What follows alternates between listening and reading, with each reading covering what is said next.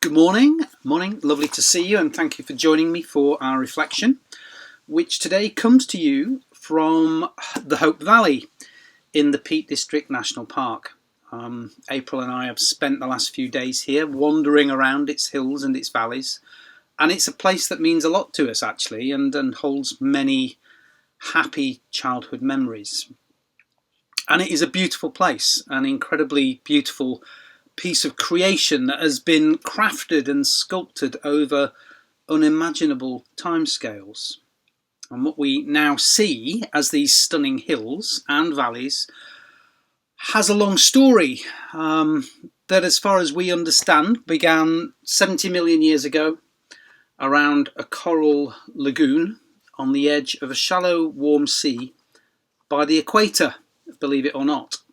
And these limestone hills that form the southern edge of the valley, of the Hope Valley, were formed by the remains of billions and billions of animals being deposited on the seabed. And then if we look to our west, the shale that would become the shivering mountain of Mamtor were formed by the volcanic action of the subsequent millions of years as the Earth's giant tectonic plates sort of wandered their way north to their current location here. The unique and famous Blue John minerals on sale in the shops here were formed by the same volcanic action over millions of years.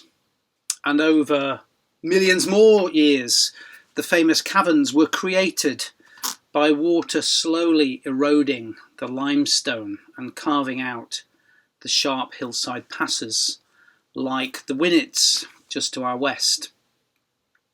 And then, almost yesterday in geological time, the final touches to the masterpiece were applied by the huge glaciers of the Ice Age, when as recently as 10 to 15,000 years ago, this whole landscape stood submerged under a mile of ice. And to us, these stunning, grand, awe-inspiring, sculpted pieces of creation, they feel permanent, don't they? And yet on the scale of the universe, they've come about in merely a heartbeat. And in the next heartbeat, they'll be changed again. It's a process that we, as people who are so focused on today or tomorrow, or the next couple of years, or maybe even the next few decades, can barely understand. And yet what we can appreciate and see is the results. It's a place that really obviously works deeply on people, that speaks to us without words. The thousands who cram this part of the country throughout the year to walk on the peaks, to take in the vistas, to sample the awesomeness that tell us that. But what is it about these places that we find so deeply attractive? Well, when we look around us at the staggering beauty of creation and we breathe it in, I think we find a connection with something bigger than us, something that transcends the things that we allow to consume us and our attention most of the time. We perceive, hopefully with some humility, our place in creation. To get a little sense of the size and the grandeur and the awesomeness of creation and of our utter tininess, our utter inconsequence in the grand scale of the universe. The hills and the valleys and their billion-year stories, they speak to us of the outrageous creative power of God.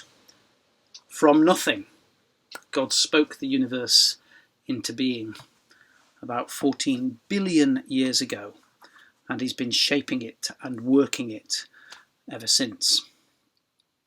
Now, this connection with something hugely, almost infinitely bigger, if we let it, I think it challenges our perceptions of self-sufficiency and our illusions of control and our tendency to make ourselves the centre of all things.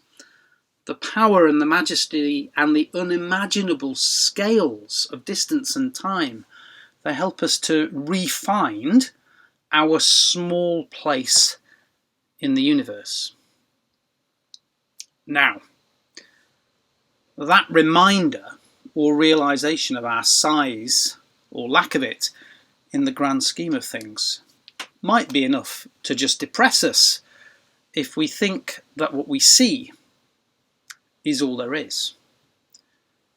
If, to use perhaps the most famous biblical image of a valley, it's true that we walk through the valley of the shadow of death, because actually that's what life is. If we do that as small, meaningless bits of dust in a meaningless, if stunningly beautiful universe, then that would indeed be pretty depressing, would it not? But what I really want to say this morning, having sort of meandered my way around the splendour of creation, is that we do indeed walk through the valley of the shadow of death. That is a picture of life's journey, but that the valley of the shadow of death is also the valley of hope. Why? Well, because we don't walk this valley alone. It's not a lonely, meaningless, if beautiful universe.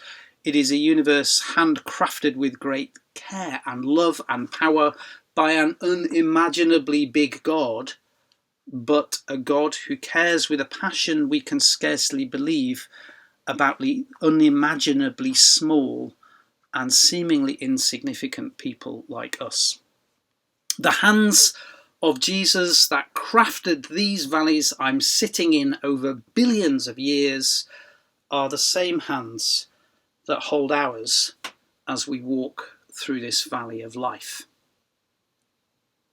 Now, maybe at the moment you feel a bit like you're walking through the valley of the shadow of death. Maybe stuff feels a bit meaningless. Maybe you feel a bit small and alone. And maybe things just feel lifeless. Well, if that's you, please know that the Jesus who walks with us through the valley doesn't just walk with us, wonderful as that is. There's this other image of a valley in the Bible which paints a picture of a dry valley devoid of life, full of bones, and life seems to have gone from the place permanently. It's an image that should be hopeless if it weren't for the fact that this God who walks with us, this Jesus, is the God of life, the God who breathes life into the situations that look dead and hopeless. In a universe created by the God of life, there is no such thing as hopeless. We might walk through the valley of the shadow of death, but we don't walk it alone. And because of who we walk it with, we live in the valley of hope.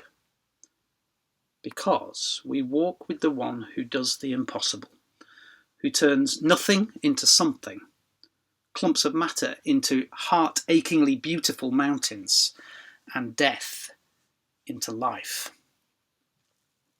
I hope that whatever your walk through the valley looks like at the moment, that you would know the loving presence of Jesus alongside you, the universe-breathing, mountain-making, life-bringing God. If you haven't seriously tried him as a travelling companion, I can wholeheartedly recommend him. He's good company.